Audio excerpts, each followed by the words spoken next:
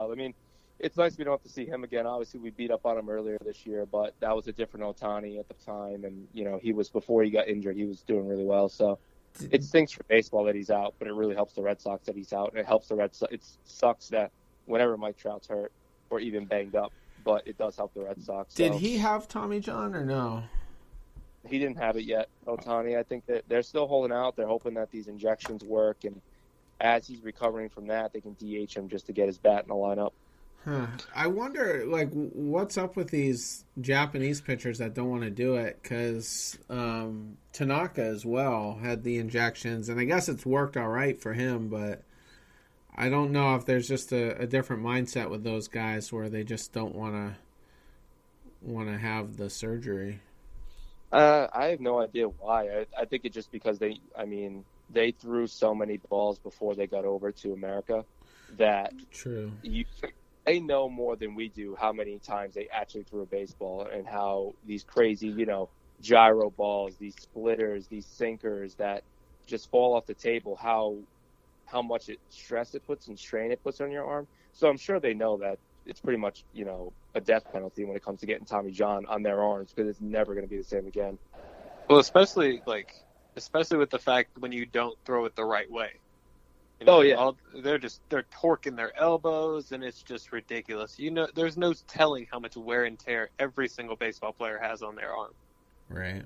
And I mean, kids are having it, out of high school at this point, so. At Jay Groom. Yeah. Yeah. Speaking of him, I mean, we're in win now mode. Is there any chance he gets traded? No, I think he's safe. I think he's flat out untouchable. Really? Yeah. Okay. Well, yeah, he wasn't a Henry Owens prospect to me. This kid was, compared to Clayton Kershaw as the closest comparison. Really? And the only reason he dropped from the top 3 of the draft because he said he wanted to be paid in the top 3 money slot of the draft, regardless of where he was drafted in the first round. So teams didn't like his attitude as a kid, and they didn't want to pay him all the money, drafting at 10, 12, 11, 13, 14. So that's the reason he dropped down. But when he was drafted, the comparison could be Clayton Kershaw.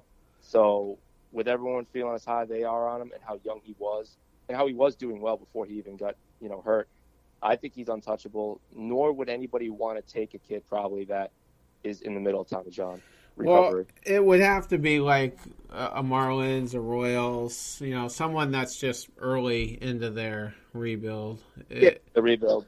But yeah. I can't think of anyone that has a big prospect that is worth it. I wouldn't trade Jay Groom for Moustakas or Castro. Oh, no. No. That's what I mean. Yeah. These bad don't have anybody for us. There's no Jake DeGroms or Arenados or anything like that. That's you know what? They're going to be just as good at their position as Groom, so we could do the trade and make it work out. Yeah, and I mean, Arenado was definitely a guy I had in mind, and that's probably not even a good example, but I'm just trying to think. But it'd be tough to line up for sure. Yeah, it would just be one of those things where it's who you look at a team all right, maybe Jake Bauers for Tampa. He hit the walk-off today. That's their number 1 position prospect. He's been playing pretty solid coming up, but that's not worth it even. So, I was going to say they're close. They might be just a year or 2 out, actually. Yeah, they might be, depending what they can do with their pitching and if people leave or stay or whatever they do, because you know how they are with money down there in Tampa and lack thereof. So they could be the Montreal race before Groom, comes back. Yeah, exactly. Yeah, I don't know. The Trop looked pretty good this week. Yeah. Oh, Trop. It looked like 25% full. Oh, that's big. Been that good since August. Yeah, ridiculous. They were full in the last time I saw them full was when we played them in the ALDS that year. I was like, holy shit! Was that 07? Take their team away from them at this point. Oh, no, 09, sorry. No, that was 2013. We're talking about that year. Yeah, take that team away. I agree. The Trop stinks. It's in a bad location. It's an absolute joke of a professional establishment. I hate the Trop. Yeah, right? And I mean, it wasn't really necessarily going to be a baseball stadium at first, was it? Because it took 10 years after it was built to get the Rays in there. Yeah, and then like no one goes anyway. I can understand if they sold out or near sold out every game, but no one cares about the Tampa Well, Bay. their tickets are like $3 before game time. Yeah. Yeah. You can walk in with a $5 bill and get a beer and get a seat. Got old people reminiscing about the good old days. Yeah. Let's I probably should have had this earlier in there, but some big news ended up being fake news. Hanley Ramirez. Thoughts on that? I was worried for a second. Yeah, I'm worried. I mean, what they were linking him to is not like a joke. It was not just a little like, oh yeah, just he was found with a few pounds of weed or something like that. Right. It was pretty serious shit, fentanyl. So that shit will kill you instantly. So that would have been not a good look for Hanley on a bunch of different levels. But I'm happy that he wasn't involved. I love his response today. His tweet today I thought it was really good and well timed. And you know what? I'm happy for Hanley that he's accepting the fact that he's not going to be the best baseball player anymore. He's got too big of a contract. And he's just going to go sit on the beach at his home and make $25 million next year or $22 million next year, sitting there doing nothing. So I'm all for Hanley just chilling. Yeah. Actually, he's only getting paid through this year at this point. But the thing about it was Minahan had that ominous tweet that some crazy news was about to break, and then not even an hour later, Michelle McPhee, who was the same investigative journalist that initially broke the Aaron Hernandez news, was the one that kind of brought this, basically made it go viral. And and then what happened for the next, 24, 36 hours or so.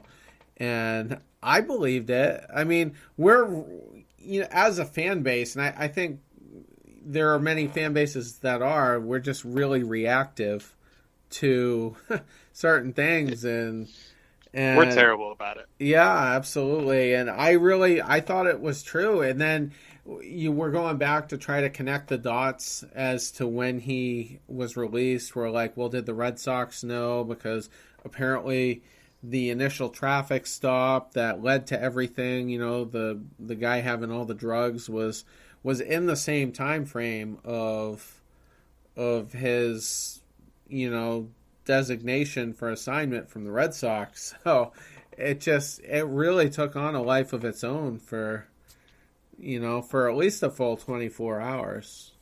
Yeah, there was potential for it to be a really big deal, and obviously I'm happy that it wasn't. But yeah, I mean, I think that anytime you see a big name athlete without a past or with a past, that you see something like that from a verified source, you have to think that, well, it could be true, because you go back and look just in recent history between, Aaron Hernandez. You got to think, oh, that could be true. It was. You look at Jose Fernandez, down in Miami, you think, oh, what a tragedy. Like, how could this happen?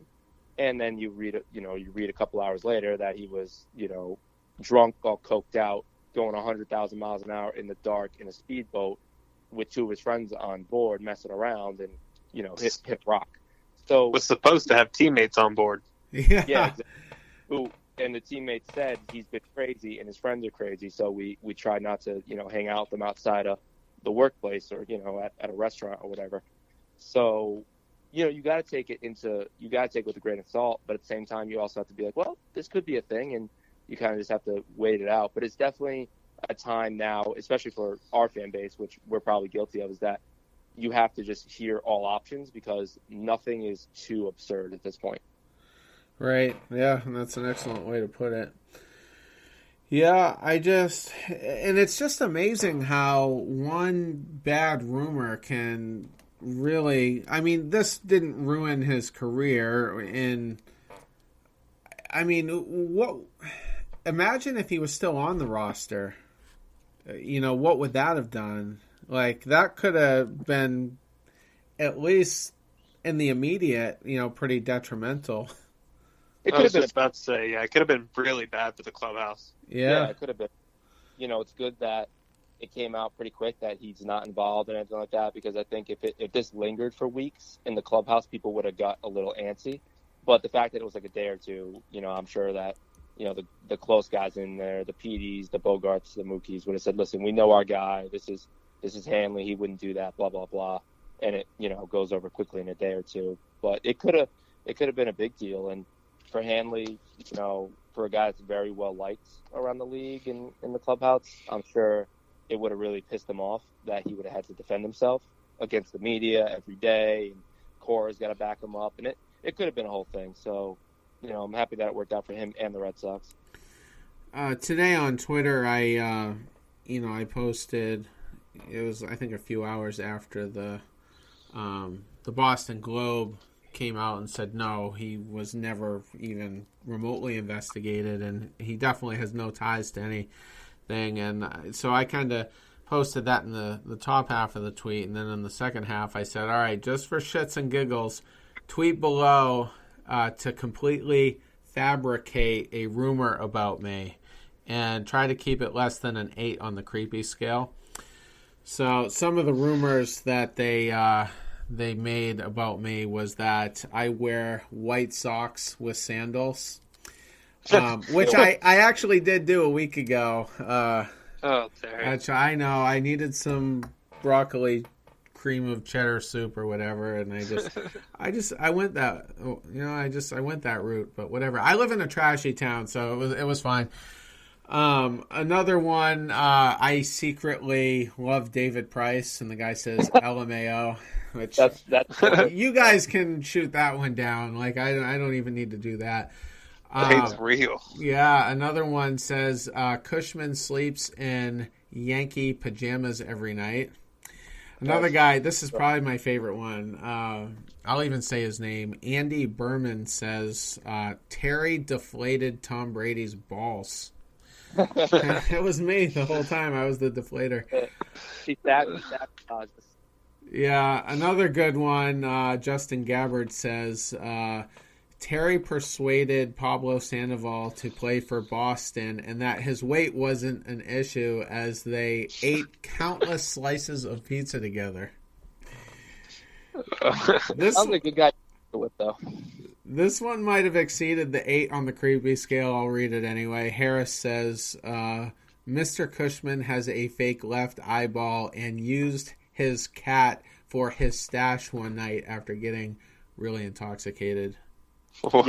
That dude. That's a weird one. Yeah, and I'll wrap it up with this one. Jill Nonsense says Terry Cushman doesn't even like the Red Sox. Also, he has 3 nipples. So I kind of felt guilty about, my shenanigans over the 24 hours with Hanley. I even had some prison jokes in there that I probably shouldn't have tweeted. Yeah. So I gave them an opportunity to make fun of me, and that's what they came up with. As a good person would. Yeah. But anyway, so whatever. My bio does say savagely blunt, so that's my it's one of my favorite things. Definitely not when it comes to that. Yeah. Oh, well. So what are your guys' expectations for this LA series coming up? I'm trying to think about the ballpark. I feel like it should be another good Moreland series for sure. I mean, they should take 2 out of 3. Right? I feel like they take 2 out of 3. I feel like Betts is going to hit well. He hits well here. I think the Bats will be flying. I think Price is going to have a good game. I think Porcello should have a good game. Wright will be interesting. It's on ESPN, and from what I remember, he's pretty good when it comes to being in the spotlight. I remember a year ago it was when he had that great game at Yankee Stadium. I think that was on Fox or ESPN or something. So he's pretty good when the lights are on him. So I feel good about this series. I think that we could beat up on the Angels right now. Which game is on ESPN? The Thursday night game. It's Wright. Thursday night game? That might be Benny's coming out all-star party. You are so pushing. So those that don't know, Austin is Benny Biceps best and biggest fanboy, which is fine.